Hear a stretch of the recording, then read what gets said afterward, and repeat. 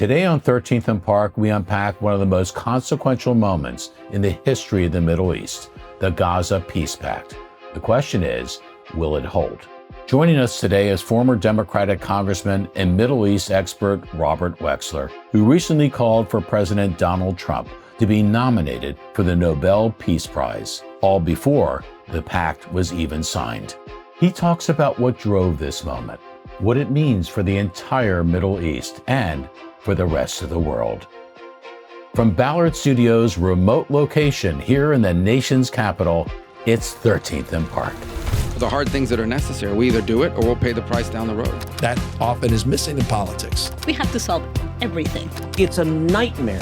You and I can differ, but that doesn't mean you and I cannot be friends. I have faith in the American people. Those are the facts. The Illuminati, right there. Aliens could have invaded and nothing would surprise me at this point. We went from North Korea to M&M. That's a lot, man. What's in this tea? Well, Robert, great to have you on the show. What a time that we're now experiencing this week, seeing the pictures from Tel Aviv, seeing the pictures from what is now called Freed Square, which was formerly known as Hostage Square. How did you react? How did you feel as you're actually consuming the visuals coming back from Israel? Mixed emotions, enormous happiness, obviously, and relief for the families of the hostages, but also understanding the pain that so many people have felt over the last 2 years. Yeah. It all kind of just comes together, the happiness, the pain, the loss of life. But I think it's very important to put these events in context. Not years ago, not months ago, but in September, a bunch of our allies were in various processes of recognizing a Palestinian state. And the Israelis, in return, were going to annex significant portions of the Palestinian territories, which would have meant both sides were entering the abyss, really. And it's in that context that President Trump produced this 20-point plan to end the war, create a ceasefire, and return the hostages. So we literally, in 1 month's time, went from the catastrophic abyss to this period of enormous hope. There are 1,001 minefields that need to be managed in order to make President Trump's plan a success ultimately and implement it. But just getting the hostages back, just getting the ceasefire in place is a monumental achievement.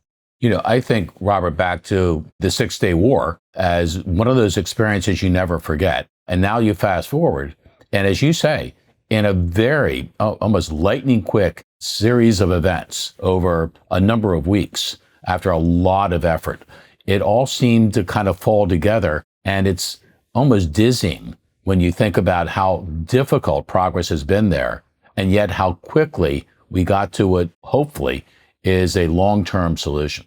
That's right. And unlike in the 1960s, President Trump was able to bring together a coalition of Arab countries. So you can see developing a dynamic where Israel becomes completely ensconced in not only their region, but potentially a substantial part of the Muslim world, which is incredibly hopeful. Having said that, though, we do have many minefields right in front of our face. As soon as the ceasefire went into place and the Israelis moved back, Hamas didn't start putting out proclamations of building schools or hospitals or creating national institutions. They started executing their political opponents, Palestinians. Right. So this is what we're dealing with. And the Israelis, of course, gave up hundreds of Palestinian prisoners, as they were obligated to do, in return for the 20 live hostages. But Hamas has not performed its side of the bargain in terms of the deceased hostages. They've only returned a handful when they were supposed to return a few dozen. And in response, the Israelis have not yet opened up the border between Egypt and Gaza. Although humanitarian relief is coming in a major way, these are the problems that are going to occur. And the agreement itself calls ultimately for the demilitarization of Hamas. But these will take monumental efforts. And because of the coalition that President Trump built with Turkey, with Qatar, with Saudi Arabia, ultimately, that's what makes the promise. In my opinion, Robert, it would not have happened with such speed and with such hopefulness, frankly, had the President of the United States not been a part of the continued changes in the region, where you see countries not only pulling together, almost as one in terms of regional stability and peace, but also trying to cement those relationships with economic bonds with the West. So this is not just a peace agreement. It almost seems like a pact that's emerging from a big part of the Arab world in the Middle East and the Western world. We would not be in the position that we're in had Israel and then ultimately the United States attacked Iran and demobilizing their nuclear program, because that enables the Arab states, particularly the Gulf states, to move further ahead because Iran is weakened. When Iran is weakened, it gives Hamas, frankly, a bigger window to make a deal like this that includes the ceasefire,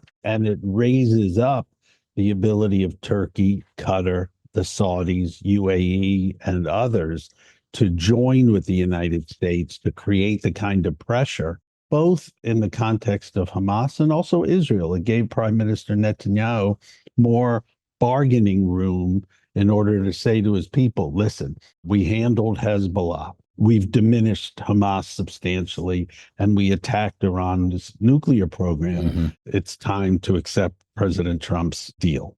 We just heard from the president that an outreach to Iran. He said, look, we're listening. And think about what happened earlier this year, coming off Air Force One, when the president met the crown prince at the bottom of the stairs. And the thing they talked about, apparently, in that 60-second window was there was an opening in Syria to really bring them maybe back closer into the family. Right. And that obviously succeeded. I think the president must feel emboldened, Robert, that even an outreach to Iran is something that creates the possible and what seemed to be the improbable. You're precisely right. And this is the president's been consistent, even when he made the decision, I think bold and correct decision, to attack the Iranian nuclear program. As he did it, he basically reached out to the Iranian leadership and said, this is a moment for diplomacy. It's not a moment for escalation. And I think President Trump wisely is using these different opportunities, both military and diplomatic, to reach out to the Iranians and give them an avenue in which to pursue diplomacy. And ultimately, that will be the most successful route.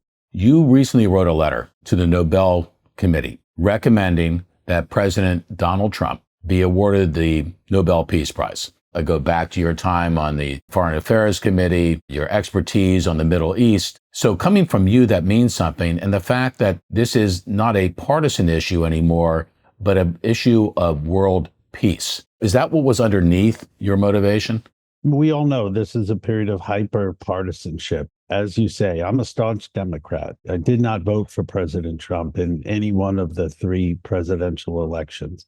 I am not a part of his thinking in terms of much of his domestic agenda. But what has been accomplished in the last few weeks in terms of the Israeli-Palestinian conflict, the Israeli-Hamas war, is nothing short of remarkable and deserves recognition by all parties in the United States and international recognition, including the Nobel Committee. What President Trump has done is not only create a ceasefire, not only enable the return of the hostages, but to create a pathway for hope. The more President Trump is invested in this process, the more likely it is that it will succeed.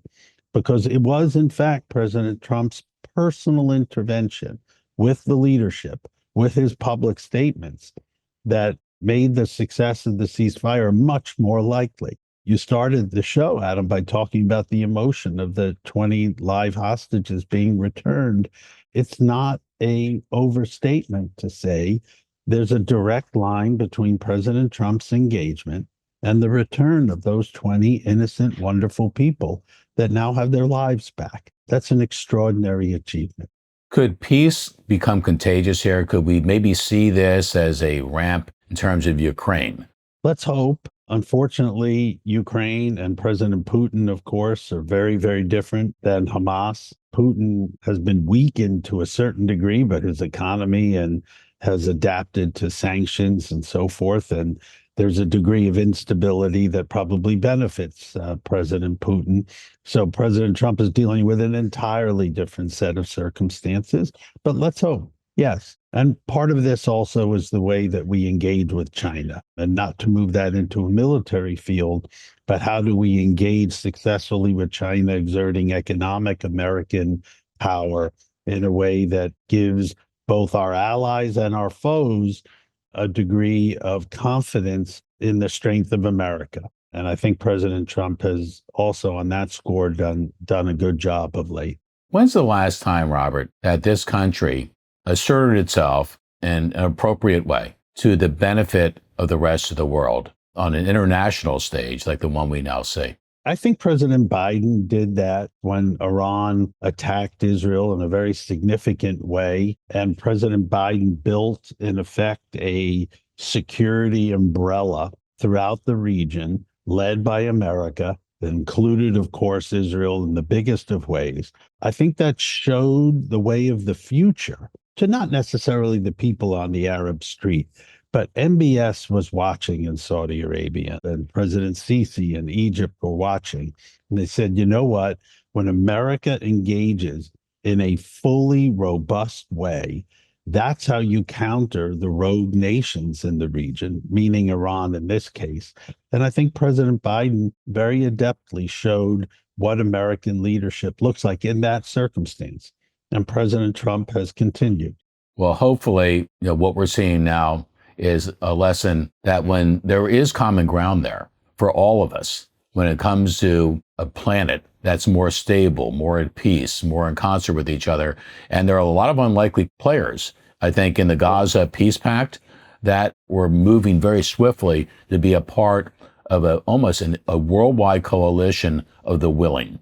And I'm hopeful that we're going to find something meaningful that we haven't seen maybe in our lifetime that has lasting impact, not just on the region, but on all of us. Agreed. And part of this are the necessary reforms that the Palestinian Authority must implement. They have begun in the context of their prisoner payment reform, which would end the so-called pay-to-slay process. If it is determined, and I'm hopeful it will be, that the Palestinian Authority has ended that heinous program, we will be on much stronger footing to see Palestinian participation in their own self-governance. And then a pathway to increased Palestinian sovereignty becomes a more reasonable outcome.